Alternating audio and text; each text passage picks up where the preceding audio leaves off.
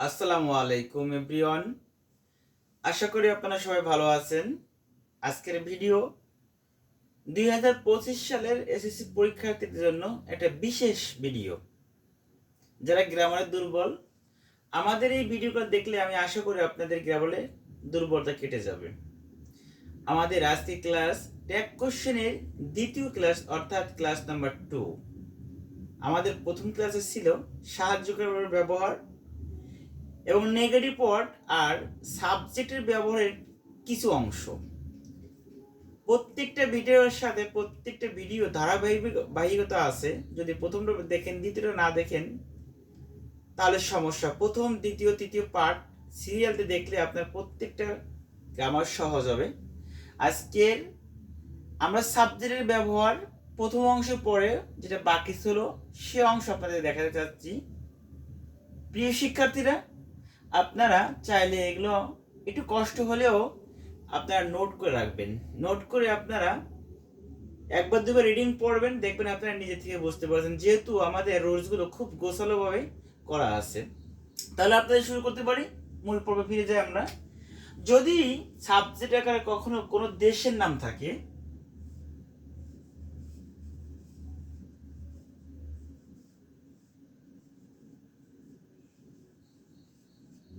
দেশের নাম থাকে, ভাষার নাম থাকে,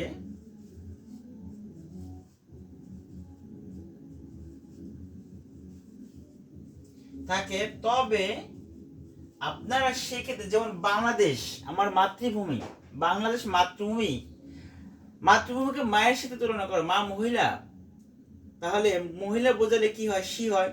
তো বাংলাদেশ তো মায়ের দিতে বোঝা যায়, করে বাংলাদেশের নাম তাহলে সি ধরবেন। ইটও ধরা যায়, সি ধরা বেটার। ইট ধরতে পারবেন, সি ধরতে পারবেন। তাহলে কোনো দেশের নাম ভাষার নাম থাকলে আপনারা তার প্রোনাউন হিসেবে সি অথবা ইট ধরতে পারেন। যেমন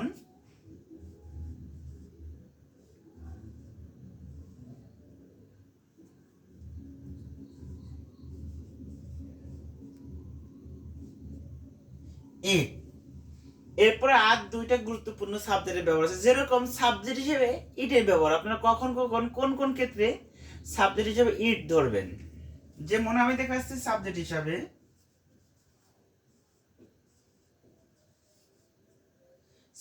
হিসাবে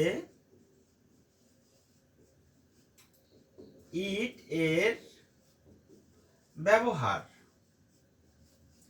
যেমন নাথিং, সামথিং,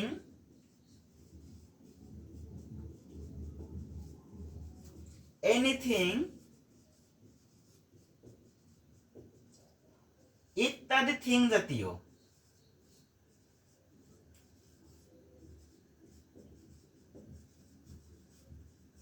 থিং জাতীয় থাকলে, যেমন নাথিং, সামথিং, এনিথিং সবগুলো শেষে থিং আছে। এরকম এভরিথিং, শুধু এভরি ভিন্ন, এভরিবডি ভিন্ন। যদি এভরিথিং থাকে তাহলে কি লাস্টে থিং আছে। নাথিং, সামথিং, এনিথিং, এভরিথিং এরকম কোনো থিং জাতীয় কিছু লেখা আছে লাস্টের দিকে, যে কোনো সেন্টেন্সে ওয়ার্ডের শেষে থিং লেখা আছে এরকম, তাহলে এসব ক্ষেত্রে আপনারা সাবজেক্ট হিসেবে ট্যাগের ইট ধরতে পারেন।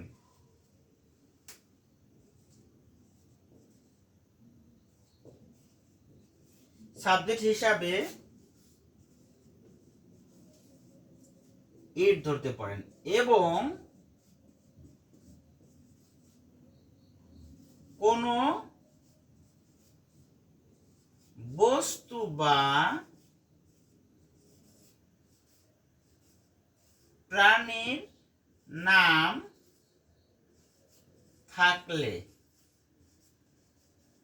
এবং সেটা যদি একটি বোঝায়, অর্থাৎ সিঙ্গুলার একটা বোঝা যাবে, আর প্লুরাল অনেক বোঝালে আবার দে হয়। সিঙ্গুলার বোঝা গেলে একটি বোঝা। যেমন আমি দেখাচ্ছি আপনাদের,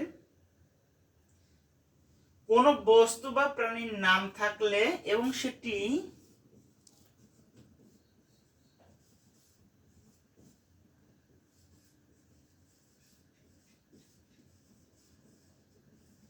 একটি মাত্র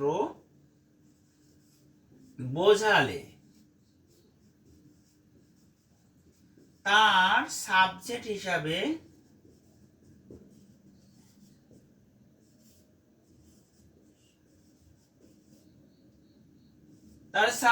কি ধরে নিতে পারেন? ইট। যেমন পেন একটা কি বস্তু, দা পেন লেখা যদি থাকে তাহলে প্রনাউন কি ধরতে পারেন? ইট। যেরকম যদি প্রথমে নাথিং লেখা থাকে তাহলে কি ধরেন?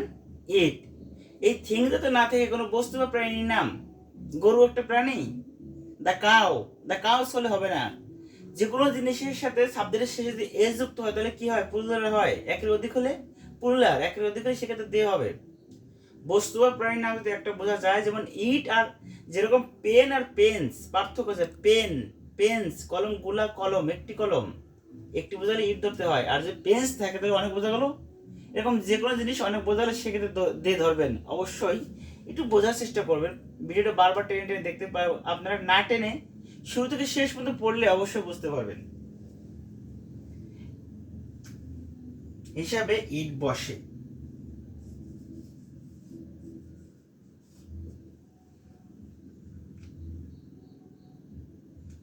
প্রিয় ভিউয়ার্স, আপনাদের এখন আমরা দেখাবো কোন কোন ক্ষেত্রে ট্যাগের দে বসে। ইটের ব্যবহার শেষ। এবার লিখতে পারেন সাবজেক্ট হিসাবে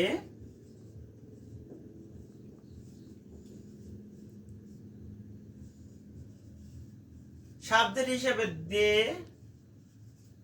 এর ব্যবহার। যেমন every, EVERY, every, EVERY, everyone, every, EVERY, everybody, someone, someone,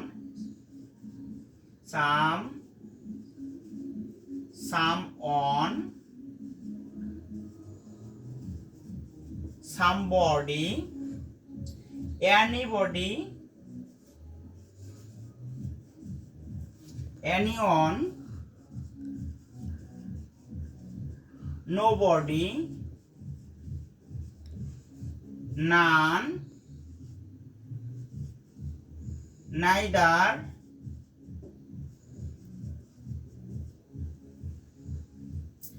ইত্যাদি।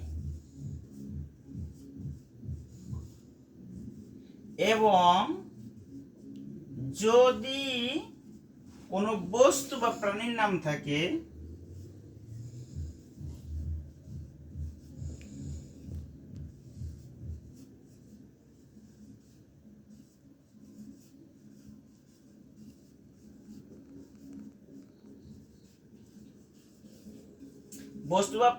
থাকে এবং সেটি যদি অনেক বোঝা যায়,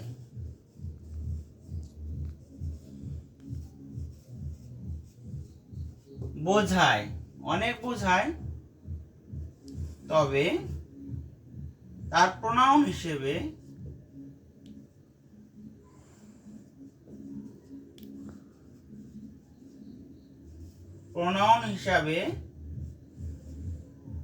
দে বসে। আমি একটু ক্লিয়ার করে বলি, একটা ট্যাগ কোশ্চেন করতে গেলে আপনি দেখবেন আমি যখন মূল রুল করাবো, 5টা রুল করাবো, একদম 5টা কথায় আপনার ট্যাগ শেষ হয়ে যাবে। আপনি বিশ্বাস না, আপনি 5টা রুল দেখবেন, 5টা রুলে আপনার টোটাল ট্যাগ শেষ হবে। কিন্তু সেই 5টা ট্যাগ করার আগে এই এখন যেগুলো আনুষঙ্গিক যাতে করা আমাকে একটু মন দিয়ে পড়তে হবে।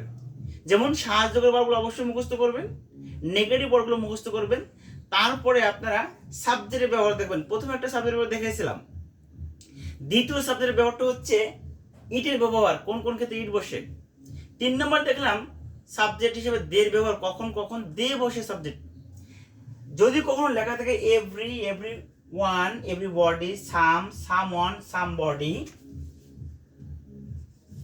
সামবডি, এনিবডি, এনিওয়ান, নোবডি, যে কোনো বডি জাতীয় হলে দে হয়। নান, নাইদার এগুলো থাকলে দে হয়। হু থাকলেও দে হয়। ওয়ান থাকলে ওয়ান বসে যায়, কোনো সময় ওয়ান থাকলে দে বসতো অথবা ইট বসতো, এখন ওয়ান বসে যায়। দিস থাকলে দিস বসে যায়। আর এই ক্ষেত্রে এইগুলো থাকলে দে হয়। এবার নিচে দেখবেন আর একটা বিষয় লেখা আছে, যদি কোনো বস্তু বা প্রাণীর নাম থাকে, এটা যদি অনেক বোঝা যায় এই ক্ষেত্রে দে হবে, একটা বোঝালে ইট হবে।